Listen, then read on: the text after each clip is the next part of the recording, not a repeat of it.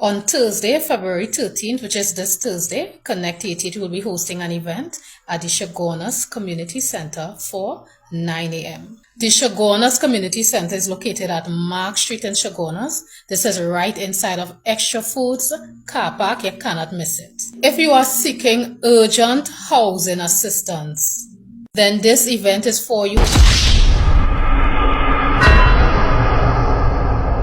On the 13th of February 2025 from 9 to 4 p.m.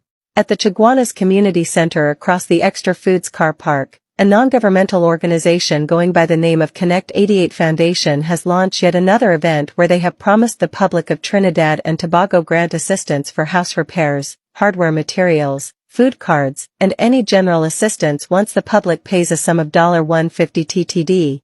$100 goes to membership of the organization and $50 for the food card service that was promised.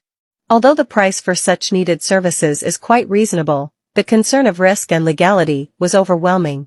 Nonetheless, many citizens flocked the community center by the hundreds with hopes and urgent need for any form of assistance only to then be informed of the $150 prepayment.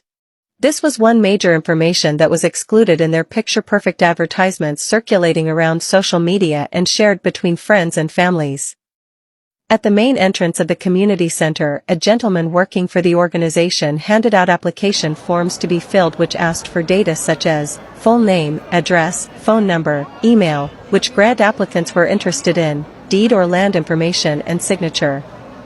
He then instructed persons to go into the building where identification card numbers were also taken, and pay the full $150 for a better chance of being approved. He also mentioned that besides grants listed, assistance for many other issues would be accommodated for. Feeling confident in his persuasion, the number of applicants increased even if they were unsure before. Although many thought that the organization had asked for deed and land documents to be at hand on the day, the persons in operation did not even ask much of it nor the validity of each applicant after they had received the $150 from them. Some applicants left expecting a call back for further notice. One or two individuals have testified in receiving grants from the organization, though they are unknown to the majority awaiting their grants. A local business person in the area saw how the applicants were taken advantage of and immediately called the police. A long while after, the police had arrived and hesitated on entering the compound at first. Gentle reminder that these are the same police officers that were given full authority to search premises during Trinidad and Tobago's current state of emergency. A while later, they finally entered the building and spoke with some people. It was unclear what was told to the organization and if they were held responsible for anything as the police officers left the location shortly after and the Connect 88 Foundation continued their collection of applications and fees. More citizens came to apply.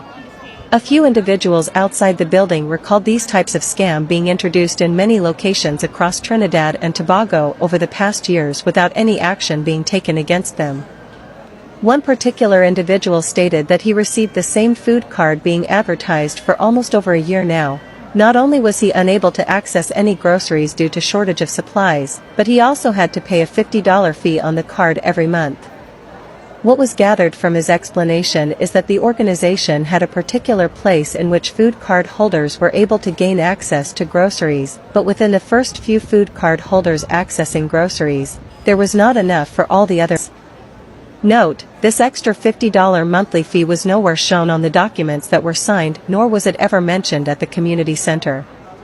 Pertaining to the membership and food card, it may have seemed legitimate for most, however, it mainly consisted of the organization's name and a QR code. Now, before forming views and opinions on this matter, it must be noted that the bigger picture should be seen as most Trimbagonians fail to look at. Firstly, the majority of those who showed up were elderly individuals or those who may or may not have the knowledge and interpretation of the legality or risk of such situations, or those who were simply desperate and in need of some assistance. Many other Trimbagonians may be swift on judging the attendees for their ignorance, without looking at the authorities' negligence or thinking of the capacity of others. Some questions of concern here are: 1. Why is this organization and similar foundations getting away with such fraudulent activities across Trinidad and Tobago over the past years? 2. Is this NGO even registered? 3. How would persons of lesser knowledge get better advice and assistance? 4. Why does it take a non-governmental organization, whether legitimate or not, to help citizens? 5. Would further action be taken against the Connect 88 Foundation? And what the future of fraudulent businesses look like for Trinidad and Tobago? Thursday, and those of you who are members, feel free to renew your membership. Food membership cards would also be available on Thursday. Those of you who are requesting food membership cards, be sure to follow our page on TikTok, Connect 88 Foundation, so that you'll be updated on all of our upcoming distribution events.